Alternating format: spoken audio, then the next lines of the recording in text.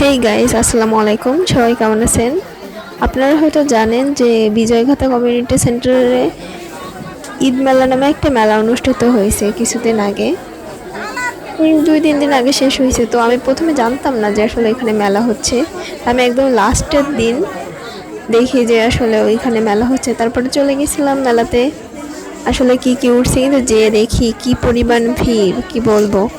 2-3 জনের ঠেলে ঠেলে সরায়ে তারপরে মেলার ভিতরে ঢুকতে হচ্ছে। ওইখানে আসলে অনেক কিছু দেখলাম, থ্রি পিস, জামা, তারপরে বাচ্চাদের আরও কিছু খাবার দাবারের স্টল ছিল। এই আমার হাতে যে মালাটা আছে ওইটার দাম শুনছিলাম, তো ওইটার দাম শুনে অবাক, যে বলে 1000 টাকা। তাই আসলে আমার বড় আপু ছিল সাথে, তো ওকে দেখাচ্ছিলাম যে দেখ এইটা হলে 1000 টাকা দাম। তারপরে আরও মানে কিছু দেখলাম যে থ্রি পিস ছিল, ওয়ান পিস ছিল। আমার এখানে অনেক কিছুই পছন্দ হয়েছে, যেমন এই থ্রি পিসগুলো আসলে অনেক রিজনেবল, আমার মনে হয়েছিল ভালোই ছিল। কিন্তু লাস্ট ফিনিশিং গেছি, তো যে একদম লাস্টের দিন গেছি, মেবি কয়টা 9টার দিকে রাত। তো এখানে অনেক কানের দুল ছিল। ঈদের কেনাকাটা করার জন্য আসলে আমার মনে হয় বেস্ট ছিল। আমার সব থেকে বেশি পছন্দ হয়েছে এখানে শাড়ি। এখানে শাড়িগুলো এত সুন্দর ছিল, কিন্তু দুঃখের বিষয় আমি নিজে শাড়ি পরিও না যে শাড়ি কিনবো।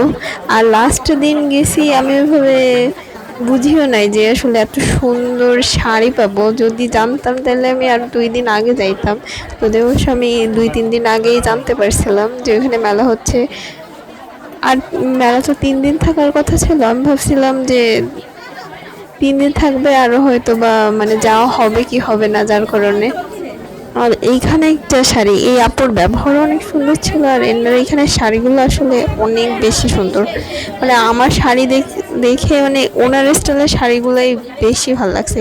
আর আমার হাতে যে শাড়িটা ছিল, এই শাড়িটা আসলে মানে আমার মনে হচ্ছিল যে এটা লাস্টের দিন না হলে আমি বাসায় এসে যে পরের দিন আবার শাড়িটা আমি নিয়ে আসতাম ঠিক। আসলে মাশাআল্লাহ অনেক সুন্দর ছিল শাড়িগুলা। এই ছিল। আর আপনারা কে কে গেছেন এই ঈদ মেলায় জানাবেন কমেন্টে অবশ্যই। ওকে, আল্লাহ হাফেজ, ভালো থাকবেন।